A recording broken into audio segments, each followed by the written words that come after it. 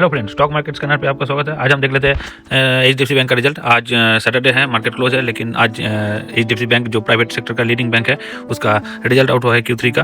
तो हम देख लेते हैं उसका रिजल्ट परफॉर्मेंस कैसा है। ठीक है, तो चले आते हैं उसका unaudited stand alone financial results पे। ठीक है, तो पहले देखिए टोटल इनकम देखिए, मैंने मार्क किया है। सीक्वेंस कैसे पहले देख लेते हैं।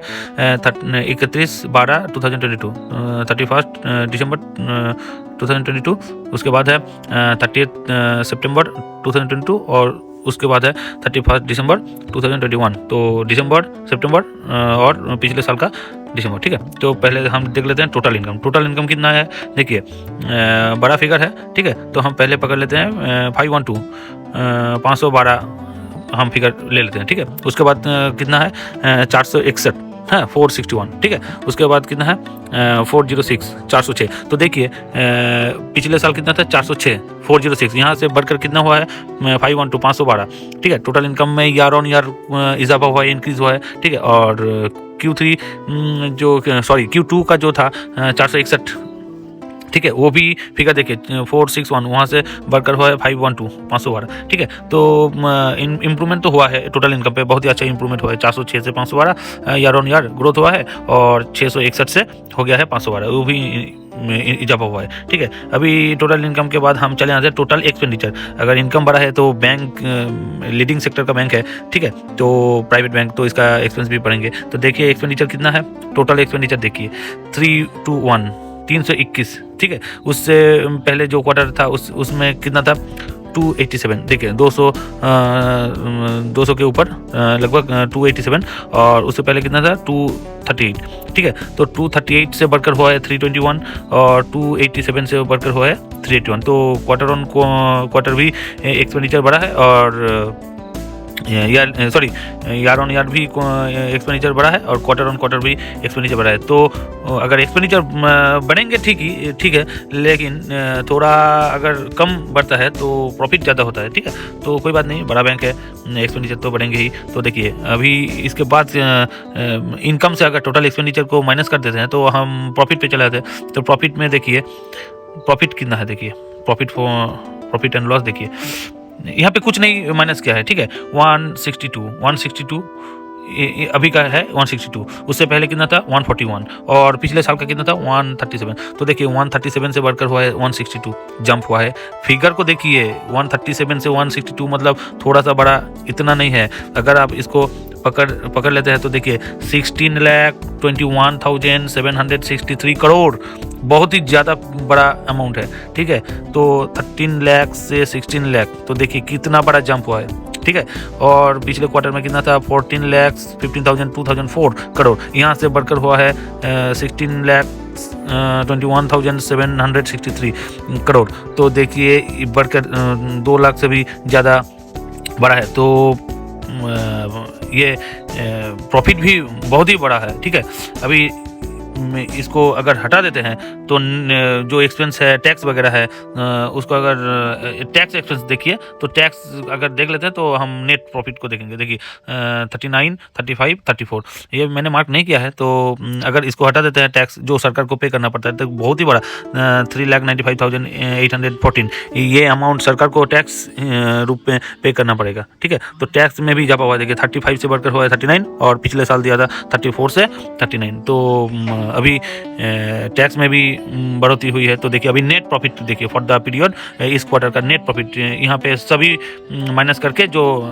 कंपनी का प्रॉफिट निकल के आया है वो देखिए 12 लाख 25,949 करोड़, इतना प्रॉफिट हुआ है। इससे पहले क्वार्टर में कितना था 10,60,578, और उससे पहले कितना था 10,34,220। तो देखिए हम अगर फुल फिगर पकड़ लेते हैं तो देखिए 103 से बढ़कर हुआ है 122, और 106 से बढ़कर भी हुआ है 103 से भी 122। तो देखिए यहाँ पे भी बहुत ही ज़्यादा बड़ा है। ठीक है, तो ईयर ऑन ईयर में भी ग्रोथ हुआ है प्रॉफिट में, और क्वार्टर ऑन क्वार्टर में भी प्रॉफिट हुआ है। ठीक है, तो अच्छा रिजल्ट है, बहुत ही अच्छा रिजल्ट है। हम देख लेते हैं। अच्छा बोलने से पहले एक चीज़ बोल लेते हैं, जो है NPA बैंकिंग सेक्टर का जो सबसे खराब और कॉन्सर्न का विषय है वो वो है एनपीए, ठीक है, नॉन परफॉर्मिंग एसेट्स। जो ग्रॉस एनपीएस है वो देखिए कितना है, 187, पिछले क्वार्टर में कितना था 183, और पिछले साल कितना था 160। तो देखिए ये ग्रॉस एनपीए भी बड़ा है, 160 से 187 हुआ है, और पिछले क्वार्टर से 183 से बढ़कर 187, ठीक है। तो इसका परसेंटेज में देखिए पहले, पिछले क्वार्टर में था 1.23%, इस साल में भी हुआ, अभी इस क्वार्टर में भी हुआ है 1.23%। तो देखिए परसेंटेज में ज़्यादा इजाफा नहीं हुआ है, सेम ही है एकदम फ्लैट, लेकिन जो पिछले साल से अभी थोड़ा सा गिर चुका है। तो एनपीए अगर गिरता है तो बहुत ही अच्छी बात है, कंपनी के लिए बहुत ही अच्छी बात है। जितना एनपीए कम होंगे उतना बैंकिंग सेक्टर के लिए अच्छा है, बैंक के प्रॉफिट का जो मार्जिन होता है वो उसका इजाफा होंगे। तो ये एक दिक रहेंगे जहाँ पे बैंक को, बैंकिंग जो मैनेजमेंट है उसको ध्यान देना पड़ेगा, ठीक है। इसको जितना कम कर सकते हैं उन्होंने करे, क्योंकि एनपीए जितना बढ़ेंगे तो बैंकिंग का जो प्रॉफिट मार्जिन है वो कम हो जाएंगे, ठीक है। तो एनपीए हो गया है। तो देखिए बहुत ही अच्छा रिजल्ट है। एनपीए को अगर एनपीए तो रहेंगे, बैंकिंग मतलब एनपीए थोड़ा बहुत तो रहेंगे, तो अगर ये कम हो जाए तो फाइन रिजल्ट हो जाएंगे। तो as per my opinion this is fine result of HDFC bank. तो ये रिजल्ट कैसा प्रभाव लाते हैं ये हम देखेंगे मंडे को। मंडे अगर ये चलता है तो मुझे लगता है बैंकिंग सेक्टर बहुत ही अच्छा चलेंगे। एचडीएफसी बैंक अगर चलता है तो चलेंगे। ये जो इतना अच्छा रिजल्ट इन्होंने दिया है तो मुझे लगता है बाइंग प्रेशर रहेंगे, और मंडे एचडीएफसी बैंक एक नया सनशाइन और सनशाइन दिखाएंगे, ठीक है। सनराइज होंगे नया बैंक निफ्टी का सनराइज, और सनराइज होने के बाद अगर एचडीएफसी बैंक अगर दौड़ता है तो इसके पीछे पीछे जो निफ्टी 50 में शामिल है जो बैंक और सभी बैंक, बैंकिंग सेक्टर का सभी बैंक इसके पीछे ही दौड़ेंगे, ठीक है। अगर बैंकिंग सेक्टर पूरा दौड़ता है तो आशा रखिए कि पूरा निफ्टी 50 भी दौड़ेंगे, ठीक है। तो ये एक छोटा सा टॉपिक था, ठीक है। इसको ख़त्म करने से पहले हम देख लेते हैं इसका ईपीएस में देखिए कितना है। ईपीएस मैंने मार्क नहीं किया है, अर्निंग पर शेयर ईपीएस देखिए, ईपीएस कितना है 21.99, पिछले क्वार्टर में कितना था 19.07, और पिछले साल कितना था 18.67। तो देखिए ईयर ऑन ईयर में भी जंप हुआ है, इंक्रीज हुआ है ईपीएस, और क्वार्टर ऑन क्वार्टर में भी इंक्रीज हुआ है ईपीएस।